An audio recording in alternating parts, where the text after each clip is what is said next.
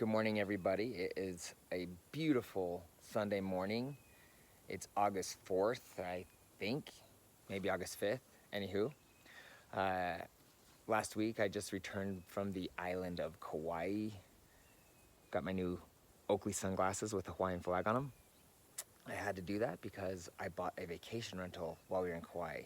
I also have my brand new Locals, my favorite brand of flip-flop, or just flops as we call them, or sandals, whatever. I also have my injury from playing baseball. I'm a wannabe athlete.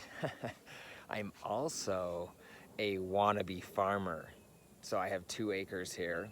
As many of you know, I've been experimenting with an underground greenhouse. I have fruit trees, have all sorts of things going on here. I have over 300 trees and bushes on my property. So if you look here behind me, you can see this hill here full of trees and bushes. I love nature.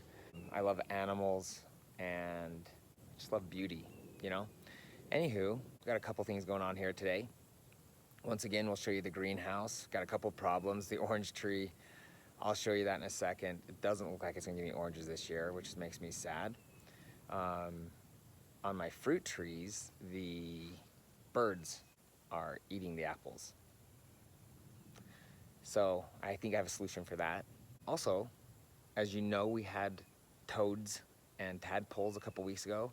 Well, the kids convinced us to let them keep 6 of them.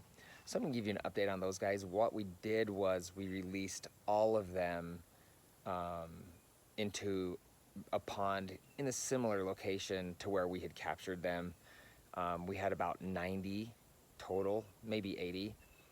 So we still have 6, but we kept 6 of the smallest little tadpoles. And so it's been, I don't know, a couple weeks now since we released the other ones. So I'm gonna show you the progress of those cute little guys. Starting with the strawberries, you can see the strawberry plants are absolutely thriving. The drip system is a really good idea for this particular plant.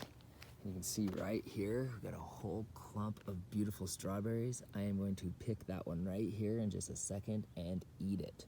On to garden bed number 2.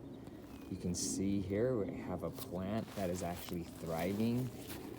Got some big beautiful flowers appearing on this plant, which means we will hopefully have some little vegetables growing here pretty soon. The problem with this particular type of plant is you can see there are always bugs, and you can see we got freaking squash bugs everywhere. So they will completely destroy the plant. I need to figure out some way to get rid of all these squash bugs. Last year they destroyed everything. Okay, and right here we have the sunflower. You can see you're actually gonna have a flower starting to open up here. And then looking across the rest of the garden, you can see here the watermelon plants are really starting to grow and spread. And then here you can see the pumpkin, and we got some action going on down in here. There's a lot of bees that are searching for honey. They're fighting over it, matter of fact. But you can see a little ball down here. That might be my first pumpkin. And it looks like up here we have another one. So despite all my failures this year, I may actually have a few successes. Coming back to the watermelon plant as well, you can see it looks like a little watermelon is growing right there. We also have these 2 little celery bushes right here. Looks like they're finally starting to grow. And we got the 2 pepper plants here, and they too are starting to grow, and we may actually get some peppers off these guys. Now we're looking at the carrots, who they look like they're doing great. This is the rhubarb garden, and once again, this is one of my, well, it's actually my only non-weed-free garden bed, and you can see the trouble that we have here is that this ivy crap basically takes over the entire garden. We got the walk-in onions here, and then of course our little plant plant that never really took off here. Okay. And then we have our 3 tomato plants here. You can see this guy is really growing, but more importantly, it's finally producing. So you can see in here, got several little tomatoes. Matter of fact, this one has tomatoes growing all over it. So, like I said, despite my many failures this year, we are finally starting to have some successes. And that's why we stick with it. Just a quick update on the raspberry bushes. We've actually come out and picked a bunch of raspberries. And then, of course, we have these big blackberry bushes here as well. And we are almost ready to start picking our first blackberries. And they are my absolute favorite. As a matter of fact, this guy right here is probably ready. Okay, now we're gonna go jump into the underground greenhouse real quick. Okay, so you can see all my trees here growing along. You can see up on the roof here, this peach tree definitely needs to be cut back. This little peach tree, it's going to survive, but it's just not doing that great. Come over to the orange tree. We had all those blooms and it looked like we were gonna get a bunch of oranges this year, but for some weird reason, they've all fallen off and they leave a little tip just like this. And it breaks my heart. To be honest, I don't even want to touch this little orange tree. I am really hoping and praying that there are oranges still growing on that tree and that we'll get oranges this year, but I'm not counting on it. All right, here's the grapefruit tree. We're just gonna skip that tree. It's not doing anything. We've got the peach tree right here, and you can see this thing is giving us some awesome peaches. I mean, you can see that guy is about ready. It's starting to change colors. You got a peach behind it. You got peaches growing underneath it. So, you've got peaches growing down here. So, anyways, we're gonna get some peaches off this tree for sure. Behind it, you have our little orange tree here. And then we have our lemon tree and our lime tree. And once again, this little lime tree should be giving us a lime. It's continuing to grow, so that would be super cool. Got another lime right down here. So I don't know if you can see it, but I'm having a little problem with this peach tree. It's leaning forward. And I think the weight of all these peaches growing on mostly on this front side is pulling the tree forward. So I'm gonna take a little rope like this and I'm gonna tie that tree and try to pull it back vertical. Okay, so we need to straighten up that little peach tree behind me. So what we've done here is we don't want to injure the tree. So we can't just tie a rope that'll hurt the tree. So I grabbed basically an old piece of hose that I have that's garbage, and I'm just gonna cut it kind of right here with these scissors. And then what we do is we take this rope here and we feed it through the hose. And this part of the hose right here, we'll just kind of bend it like this around the tree trunk, and that'll keep the tree trunk from getting injured. So I'm gonna go over there really quick and pull this tree back.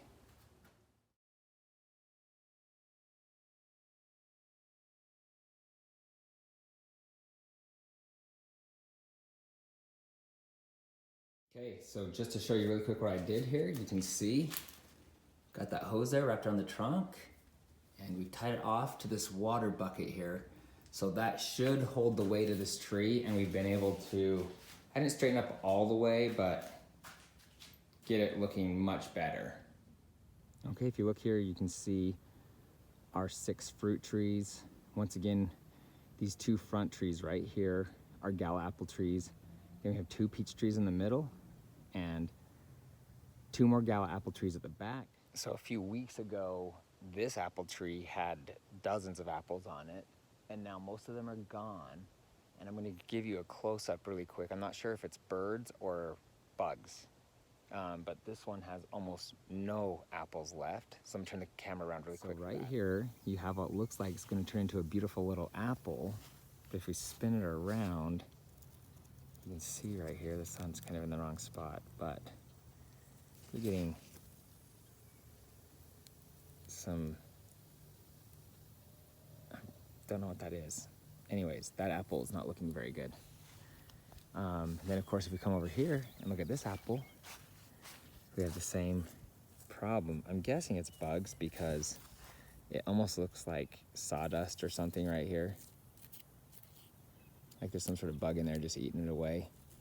So anyways, this apple tree will probably end up being a failure this year. This apple tree over here, same thing. It actually has more apples on it, but I'm seeing the same problems. You can see that almost sawdusty type stuff on these apples here. I don't know if it's too late to spray or whatever. Obviously the whole point of having your own apple tree is that you don't have to spray, but I might have one or two apples here that might be okay still. We'll just see. Look, I don't know if you see that, there's crap on my finger. So that means this apple right here is also getting attacked by bugs. So the last tree I'm going to talk about is our peach tree. This is the one we felt like would be successful this year. And actually, we've had a couple of neighbors ask us how we're growing peaches because their peach tree started to grow peaches and then they just kind of stopped growing and then shriveled and fell off. So I'm going to turn the camera around and show you, at least for now, how awesome my peach tree is looking. So if you look here, you can see a gathering of peaches there. Got peaches, up here and down here. And I've actually gone through and thinned the peaches out already and might actually have to do it again. But you can see this tree is really producing a lot of peaches. So last year we had birds attacking our fruit trees, and there was one thing that worked really awesome: reflective tape. So I'm gonna put up some reflective tape today, and hopefully that at least kind of helps.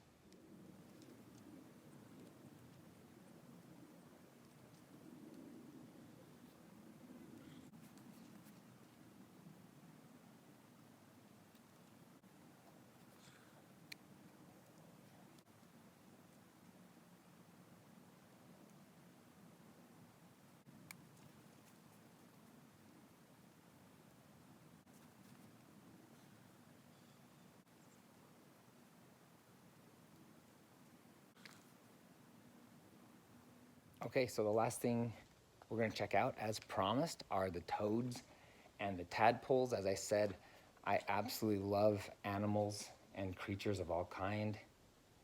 I just don't like squash bugs. So if you look over here, got a couple little toads. They've all just recently transformed. If you look at this guy right here, oh, where'd he go? See? He's still a tadpole practically. Look how long his tail is. But he's able to hop around like a toad. We still have one more tadpole. Got his legs, but not his arms yet. You can see they still eat leaves and fish food. But for the others now, we're having to catch ants.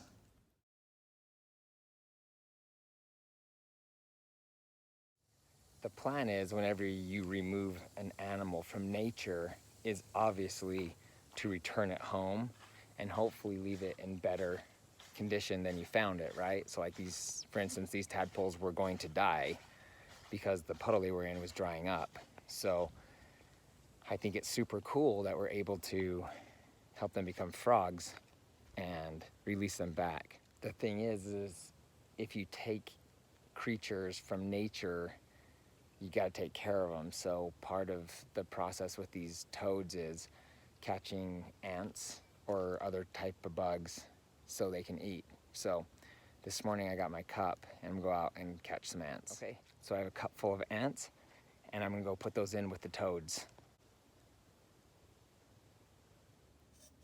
Okay, So all I do is just dump out all these ants right here.